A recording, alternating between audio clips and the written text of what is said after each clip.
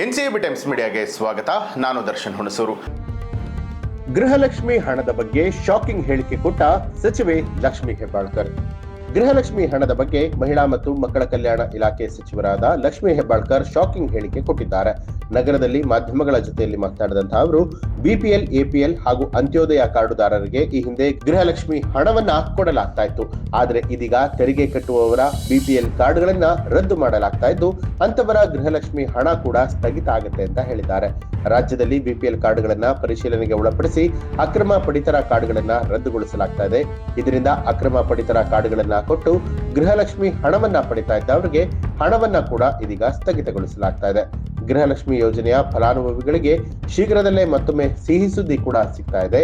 25ನೇ ಕಂತಿನ ಹಣ ಬಿಡುಗಡೆಗೆ ಆರ್ಥಿಕ ಇಲಾಖೆ ಅನುಮೋದನೆಯನ್ನ ಕೊಟ್ಟಿದೆ. ಜನವರಿ 10 ಮತ್ತು 12ರ ಮಧ್ಯದಲ್ಲಿ ಫಲಾನುಭವಿಗಳ ಬ್ಯಾಂಕ್ ಖಾತೆಗಳಿಗೆ ಹಣ ಜಮಾವಣೆ ಆಗುವಂತಹ ನಿರೀಕ್ಷೆ ಇದೆ. ಅಂದ್ರೆ ಸಂಕ್ರಾಂತಿ ಹಬ್ಬದ ವೇಳೆಗೆ ಗೃಹಲಕ್ಷ್ಮಿಯ 25ನೇ ಕಂತು ಜಮಾ ಆಗುವಂತಹ ಸಾಧ್ಯತೆಗಳಿದೆ. ಸಿದ್ದರಾಮಯ್ಯ ಸರ್ಕಾರದ ಮಹತ್ವದ ಯೋಜನೆಗಳಲ್ಲಿ ಒಂದಾಗಿರುವಂತಹ ಗೃಹಲಕ್ಷ್ಮಿ ಯೋಜನೆಯ ಹಣಕ್ಕಾಗಿ ಲಕ್ಷಾಂತರ ಗೃಹಿಣಿಯರು ಎದುರು ನೋಡ್ತಾ ಇದ್ದಾರೆ. ಹಲವಾರು ಮಂದಿ ಗೃಹಿಣಿಯರು ಗೃಹಲಕ್ಷ್ಮಿ ಹಣವನ್ನ ಕೂಡಿಟ್ಟು ಫ್ರಿಡ್ಜ್, ಟಿವಿ ಹಾಗೂ ಅಂಗಡಿಗಳನ್ನ ಹಾಕಿಕೊಳ್ಳುವ ಮೂಲಕ ಬದುಕನ್ನ ಕಟ್ಟಿಕೊಂಡಿದ್ದಾರೆ. ಇನ್ನು ಯಾವುದೇ ಕಾರಣಕ್ಕೂ ಕಾರ್ಡ್ಗಳನ್ನ ರದ್ದು ಮಾಡೋದಿಲ್ಲ ಅಂತ ಹೇಳಲಾಗ್ತಾ ಇರುವಂತದ್ದು.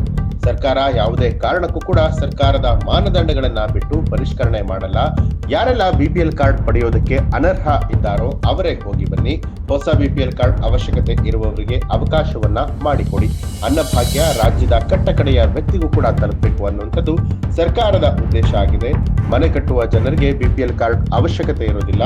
ಯಾರಿಗೆ ಅವಶ್ಯಕತೆ ಇರುತ್ತೋ ಅವರನ್ನ ಎಪಿಎಲ್ಗೆ ಸೇರಿಸಲಾಗುತ್ತೆ ಅಂತಲೂ ಕೂಡ ಗೊತ್ತಾಗಿರುವಂಥದ್ದು.